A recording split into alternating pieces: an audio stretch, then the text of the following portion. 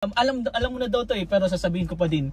Plan A, i-audition daw ni Kalinga Prab si Viancy sa PBB, pag-aartista, modeling. Ayos. Plan B,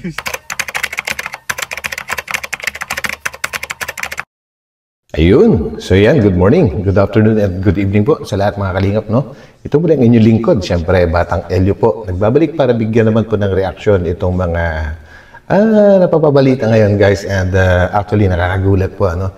May plano pala itong si Kalinga Prab, no? Para kay Viancy. At matindi, guys, dahil isa dyan ay ang ipapasok siya as, maging isang talent or mapapasali sa audition ng PBB. Alam nyo naman yun, guys, grabe. Pagka pumasa siya ron, sigurado magiging artista siya. At mayroon pang tatlong option. Siyempre, mamaya pag-uusapan natin lahat yan. At bago ang lahat po, guys, no, ay mayroong bagong pautot itong si YouTube. At ito ay ang tinatawag na Community Spotlight. At dito, isa-shoutout po natin muna, guys, kung sino yung mga nagtatap na nag-i-engage sa aking mga uploads.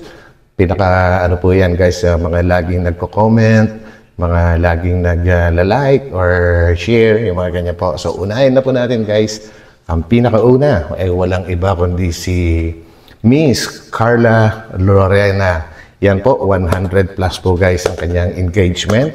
And ang pangalawa, syempre si Ben Dulag. So yan po, guys, 76 plus ang kanyang engagement po, ano.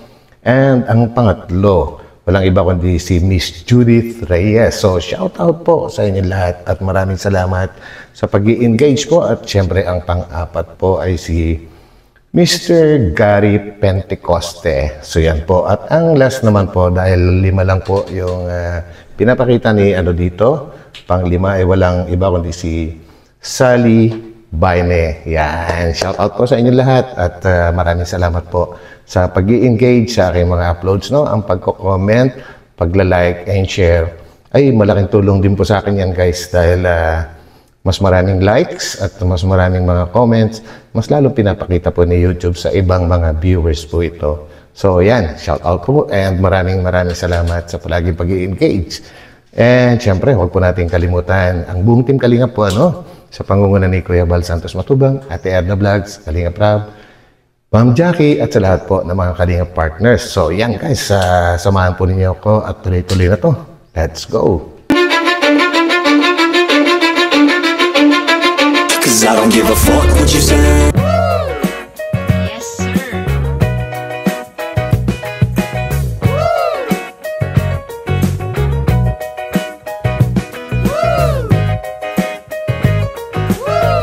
Po mga Kalingap, sa mga nagtatanong po, isisingit na po natin yan dito. Dahil yan, sisingit ko na, bro, kasi madami, bro, nag-comment dun sa upload ko na. And siya nga pala, guys, no? Shoutout po kay Kalinga Brain dahil sa kanyang upload po natin ng kinuha. Itong ating bibigyan ng reaction. And sa pagkakaalam ko rin po, ay alam na rin ni Kalinga Edu itong plano ni Kalinga Prab na ito. And siyempre, dito natin maririnig ngayon kung ano ang mga kasagutan naman ni Kalinga Edu, kung ano naman ang kanyang nararamdaman sa mga plano ni Kalinga Prab para kay Viancy. At yan po, bibigyan natin ng reaction isa-isa. So, let's go!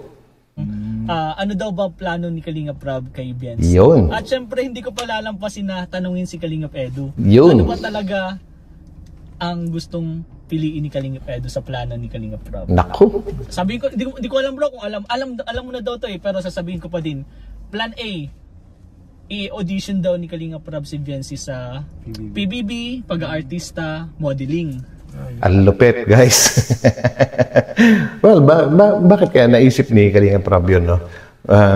Kung ako magbibigay ng komento kung bakit naisip ni Kalinga Prab yun, ay siguro ay nakitaan niya si Viancy ng potential na pwedeng maging artista po, guys. Ang pag-artista kasi, hindi naman lahat ay mukha lang ang maganda. Kailangan, mas madali po makapasok kung mas kompleto, mas mabilis makapasok sa pag-artista po, Si Viancy, ano bang meron?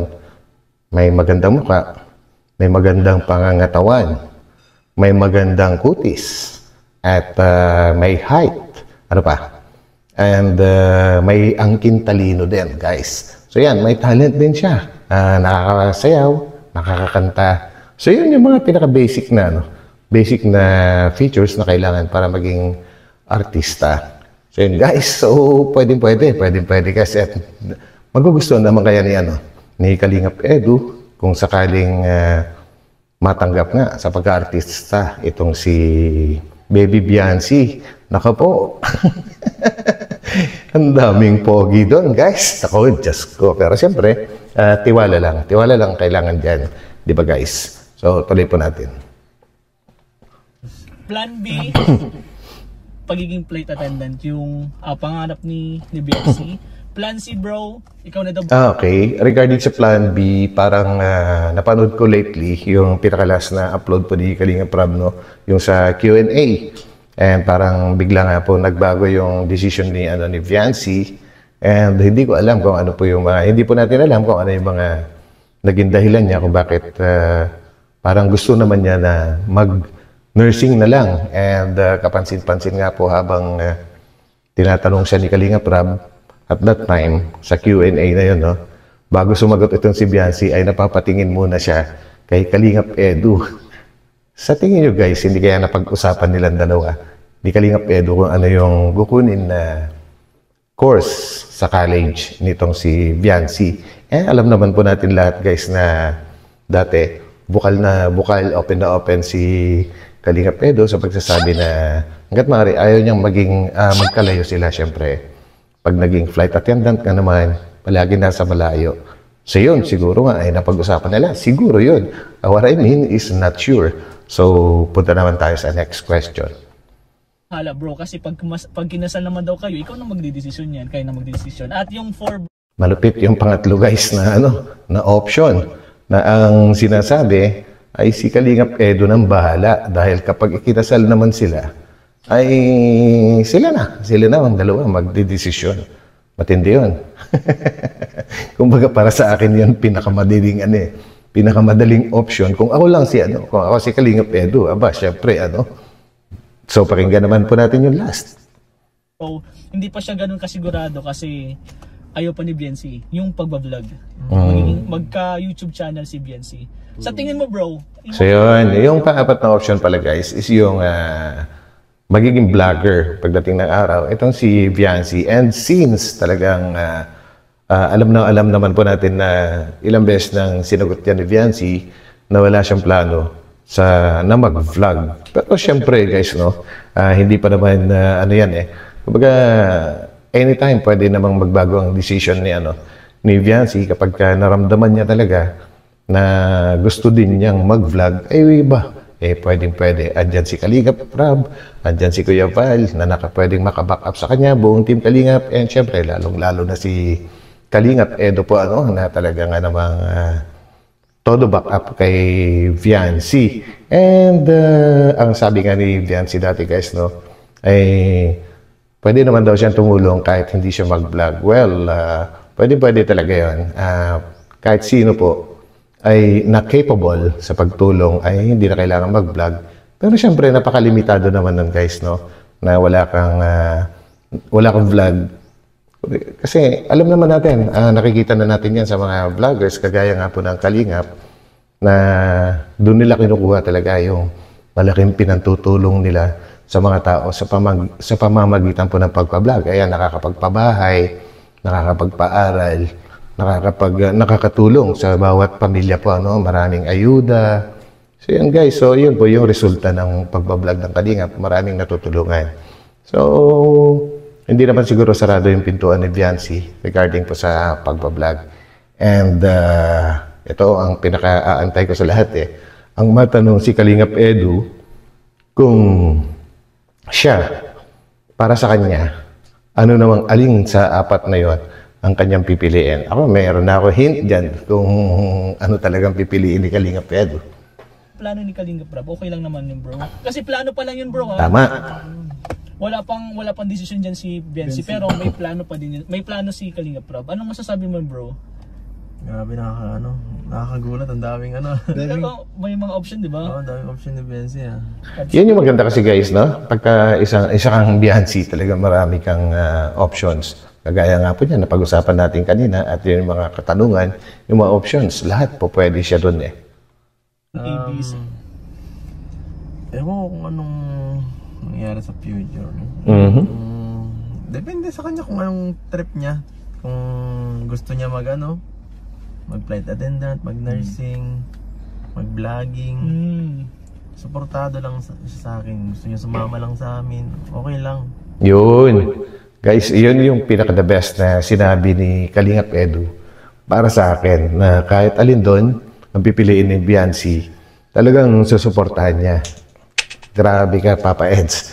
Yan ang talagang tunay na lalaki. Nakaalalay lang sa kagustuhan ng mapapangasawa. Ay, magiging girlfriend. Ano ba? So, yun. Basta kung ano talagang pinakagusto niya para wala siyang pagsisihan sa uli. Yun. Tama. The best talaga. Kailangan si Biancy talaga daw ang magde-decide para sa sarili niya para wala siyang pagsisisihan at wala rin siyang sisisihin kung sakali na mag-fail yung isang bagay po na ipinilit lang sa kanya. Pero actually wala naman pong pumipilit. Lahat naman po nakasuporta lang. So tuloy natin. Yes. Pero bro, dun sa apat na yun, anong pipiliin mo? Kung ikaw lang bro, hindi ba si Biancy? Wala naman yun, parang ikaw lang naman magdidesisyon. Pero si Biancy yung magdidesisyon yan. Tama. Pero ano lang naman to kumbaga, tinatanong lang ni Kalingap Rain, si Kalingap Edu, na kung sakali, alin sa apat na options sa pipiliin niya. Although, si Biancy naman talaga ang kailangan mag-decide dyan. So, eto na, ang sagot ni Kalingap Edu, guys. Kanya pa rin. Pero para sa'yo, kung pipiliin mo dun sa A, B, C, D. Siguro plan C na lang. Ay, stop na po. Thank you po.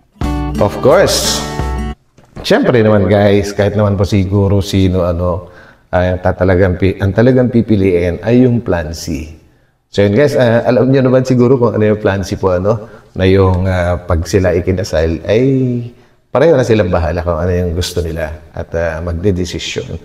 Naku, grabe kahit naman ako yun at yun din ang pipiliin ko. So yun guys, naku, pero syempre lahat naman doon, kahit alin doon ay pwede talaga si Biancy. Pero kung si Edu nga ang tinanong, ay iba yung kanyang pinili, plan C talaga. So yun na, maraming salamat guys sa ating maigsing vlog ngayon. And maraming salamat po sa inyo sa pagsama sa akin. So shout out po sa lahat, God bless, ingat po tayong lahat. Kita-kita tayo sa aking susunod na upload. Bye-bye po muna pansamantala. Kalingap.